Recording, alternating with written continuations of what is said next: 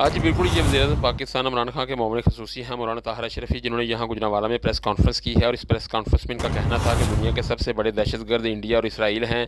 हम कल भी कश्मीरियों और फ़लस्तीनियों के साथ थे और आज भी इनके साथ खड़े हैं। हिंदुस्तान के आलमी दहशतगर्द तंजीमों के साथ राब्तों को पाकिस्तान ने दुनिया में बेनकाब किया है। कल लाहौर होने वाले PDM के जलसे के हवाले से भी उन्होंने बात की और कहा कि लाहौर वालों ने कल PDM को तेज़ निकाला दे दिया है। लाहौरियों ने बता दिया है कि लंदन बयानिए की यहाँ कोई जगह नहीं है। इमरान खान ने अपोजिशन को अगर NRO ना दिया तो ये जर्नैलों से सफाइयों तक आ जाएंगे, क्योंकि लंदन बयानिए का वाहद मकसद मुल्क को कमज़ोर करना है। इमरान खान आशिक रसूल हैं, हमारे दौर में नमूसे रसालत को कोई ख़तरा नहीं। खारजा पॉलिसी पर भी उन्होंने बात की और कहा कि दोस्त ममालिक के तल्लुकात के हवाले से ज़ाती मफादात को दरमियान में ना लाया जाए। अरब ममालिक के साथ हमारे तल्लुकात गुज़श्ता 10 सालों से ज़्यादा मजबूत हैं।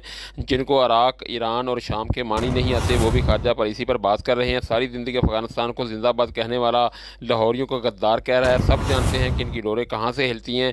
अभी ये वसीफ़े खेल रहे हैं, जब वसीफ़े स्पीकर के पास पहुँचेंगे तब इस पर बात करेंगे। जी।